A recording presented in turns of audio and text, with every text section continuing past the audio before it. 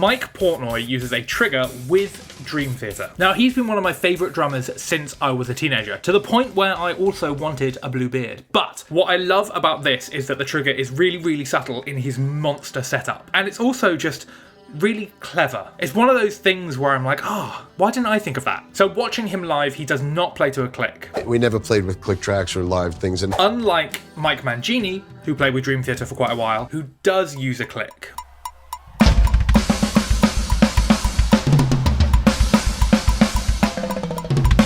But Mike does use the same system to count in the band and keep time, and it's really, really cool. So what is it? What's it for? How does it work? And most importantly, how can you set it up yourself so you're using a trigger in the same way that Mike does? So I had the joy and the pleasure of watching Mike back at his first ever Dream Theater gig at the London O2 here in the UK, where he rejoined Dream Theater. It was incredible.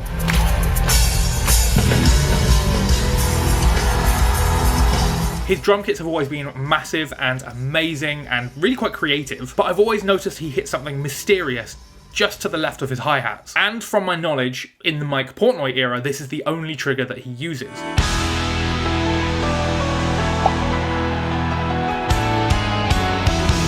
So quite simply, the trigger is a Roland BT1 going into the Roland TM2. I think I actually have one here. So yeah, one of these going into one of these. Now what's interesting is that Mike Mangini, like I said, uses two of these. I believe one to run the click track and then one for redundancy. You can see them here in this video, but that's what I presume he'd have two for. From my knowledge, Mike only uses one, but again, on a big arena tour, you generally have two of everything you can for redundancy, just in case something breaks. But for what he uses it for, it's not the end of the world if it stops working, because it's not powering a whole song. It's doing something else, which is really clever. It's also a relatively cheap setup for what he's using it for, which is quite good. It's quite achievable, unlike some people that you see using a full like TD50 with 1,000 triggers. It's just this and a power cable and a jack cable. So what is this actually for? And you may already know this, but it's to count in the band.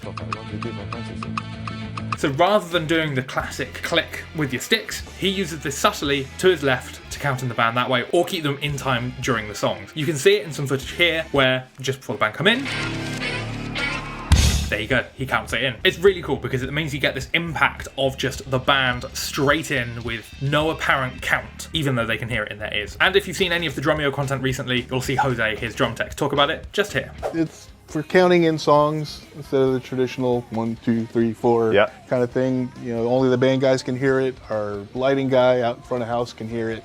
Now, I don't know what sound exactly he uses, but if you would like a free sound just to do this yourself, you can find it in the link down below. You can also find the link to both this and this down below if you did want to completely recreate his setup. And most importantly, here's how you do it. So firstly, the TM2. This is powering everything. You'll need the power lead, or you can do it by battery, but if you're doing lots of gigs and you don't want to worry about that, I would do it with the power. Then you'll need a jack lead, and you'll want to plug one of these into the L mono output. This will be going to the front of house, the sound desk, the rest of the band. The second one will be the jack cable going to the BT1. Now, if you've bought one of these from Roland, the original, you haven't bought a second hand or anything like that, it does come with the jack lead that you need. If you bought it second hand, because these can get quite expensive, then all you need is just a simple jack lead. To import sounds to the TM2, I have made a full video which you can check out up here, but you'll be using the SD card, and I believe you have to buy this separately. Again, the link is in the description. Kind of annoying, but from what I remember, you have to buy that separately. So you want to put your click sound onto the SD card, and then on the trigger itself, you want to scroll all the way across and select the sound. Now again, I'm steaming through this, but if you did want a closer look at how to import sounds, you can check out the video just up there. Once you've got your click sound and you're happy by hitting the BT1, then is the fun bit of how do you get that to the rest of your band. Now generally, this is the same as if you're running a backing track and you want to run the click, where you'd send the sound engineer